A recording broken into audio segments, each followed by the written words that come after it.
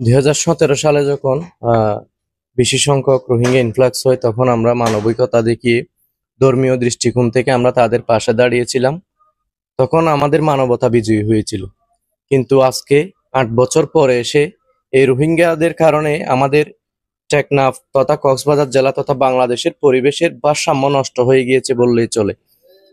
আমি পুরো রোহিঙ্গা জাতিগোষ্ঠীকে ব্লেম দিব না, কিন্তু এটা একটা ধারাবাহিকতা যে কোনো দেশে যদি অন্য দেশের শরণার্থী অবস্থান করে, তাহলে সেই দেশটাই মূলত সমস্যায় পড়ে যায়। তো আমরা দেখতে পাচ্ছি আমাদের কক্সবাজার জেলায় 2017 সালের পর থেকে, রোহিঙ্গা আসার পর থেকে আমরা শুরুতে তাদেরকে মানবিকতা দেখিয়ে আমরা তাদেরকে টেকনাফে আশ্রয় দিয়েছিলাম। আমাদের স্কুলঘাট, আমাদের রাস্তাঘাট, ইভেন আমাদের কলেজ, আমাদের স্কুল, আমাদের রাস্তা, আমাদের বাড়িতেও আমরা রোহিঙ্গাদেরকে আশ্রয় দিয়েছিলাম শুধুমাত্র মানবিকতা এবং ধর্মীয় দৃষ্টিকোণ থেকে। কিন্তু তখন থেকে আজ পর্যন্ত রোহিঙ্গাদের যে প্রত্যাবাসনের কথা আমরা শুনে আসতেছি, আজ পর্যন্ত একজন রোহিঙ্গাও কিন্তু প্রত্যাবাসন নিশ্চিত হয়নি। বরঞ্চ দিনের পর দিন কিন্তু রোহিঙ্গা অনুপ্রবেশ ঘটেই চলেছে। আমরা এই 8 বছরে প্রত্যাবাসনের বিপরীতে যখন রোহিঙ্গা অনুপ্রবেশ ঘটছে, আমরা বর্তমান অন্তর্বর্তীকালীন সরকারের প্রধান ডক্টর ইউনূস গত বছর রমজানে বলেছেন আগামী বছর ঈদের আগে রোহিঙ্গাদেরকে তাদের দেশে ফিরিয়ে নেওয়া হবে।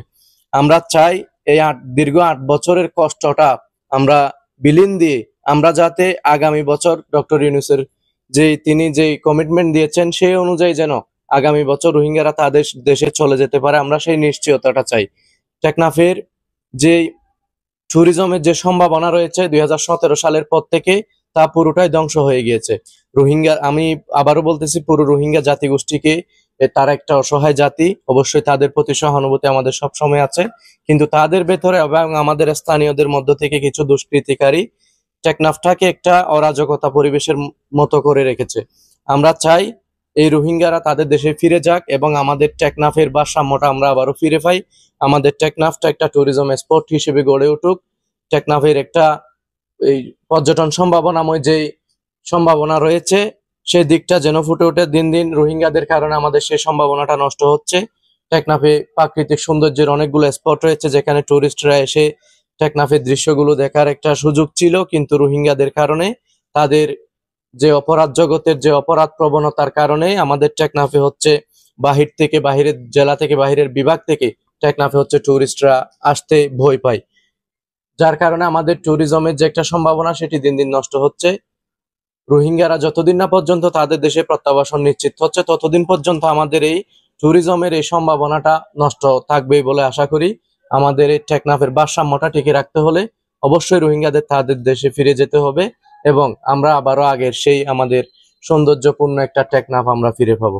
এবং বাংলাদেশের জলবায়ু এবং ভূ রাজনৈতিক সব দিক দিয়েই এই রোহিঙ্গা ইনফ্লাক্সের পর থেকে কিন্তু আমাদের বাংলাদেশটা একটা ভূরাজনৈতিক ভাবে একটা গুরুত্বপূর্ণ হয়ে উঠেছে। যেমনি ঠিক তেমনি ভাবে ভারসাম্যগত দিক দিয়ে এবং পরিবেশগত দিক দিয়ে, রাজনৈতিকগত দিক দিয়ে আমরা হুমকির মুখে রয়েছি রোহিঙ্গাদের কারণে। সুতরাং অতি দ্রুত রোহিঙ্গাদেরকে তাদের দেশে প্রত্যাবাসন যদি নিশ্চিত করা হয়, তাহলে আমরা আবারও আমাদের সেই পুরনো ভারসাম্য ফিরে পাবো বলে মনে করি।